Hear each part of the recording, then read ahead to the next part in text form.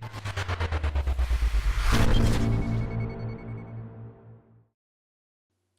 it's Russell with SP, and we're going to be taking a closer look at the Shocker XLS trigger system, how it mounts, as well as how to adjust the trigger itself.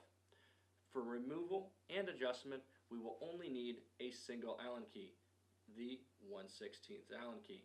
This is a change from previous generations, as the XLS features a single screw mount as well as uprated hardware in the trigger itself. The combination of these two make maintenance and adjustment incredibly easy. So let's go ahead and take a closer look first at the set screws and what they do. Trigger adjustment on the Shocker XLS is handled by 4 set screws, each adjusted with your 1/16 Allen key. On the upper part of the trigger, you will notice 2 set screws. The one closest to the front of the marker is your magnetic resistance. This controls the strength of the magnetic tension when the trigger pulls away from a rest. The second Allen key face you see here towards the front of the trigger is your pre-travel screw.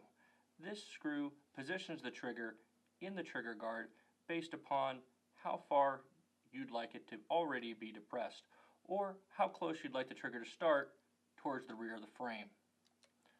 In the face of the trigger, you'll see another opening, and this hole is for your firing point.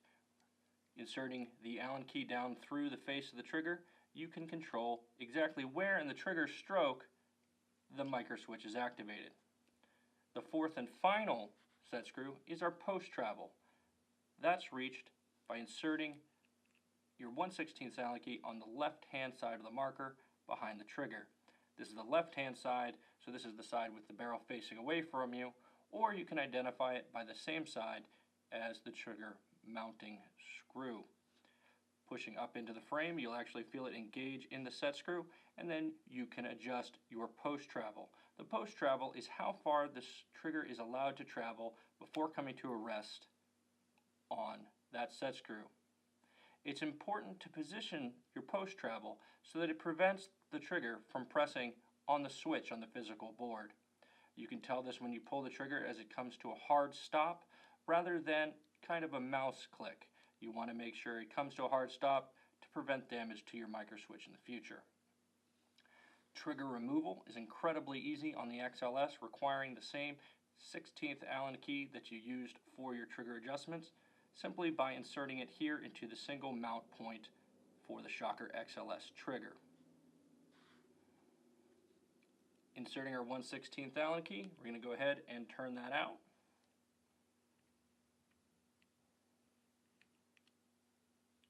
Setting our Allen key aside, we can pull the pin out and take a look at it. You can see on the pin itself, it does have a black O-ring here right near the Allen key face. That O-ring is actually for retention. It doesn't seal anything, but what it does is it prevents this pin from walking out due to vibration during normal use. With that pin removed, the trigger itself can come out just by pulling down and away from the trigger system itself. This is helpful if you need to get in there to clean any paint residue or dirt and debris that may have built up. Reinstallation is very simple. We're simply going to put the trigger back in the frame.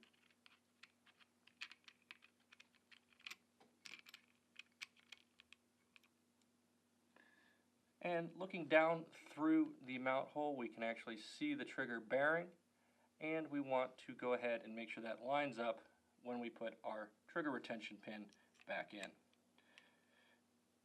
Before we thread it in, I just like to put my finger on it, activate the trigger a few times, make sure that it's actually making contact with the switch, nothing's bound up in there, and everything kind of swings about the way we want it to.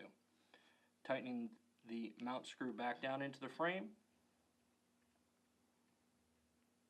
just until snug, and now we've remounted our trigger and it should feel as normal. That's just how simple the Shocker XLS trigger system is. There are indicators of which set screw performs what function inside your manual in case you want to make adjustments on the fly.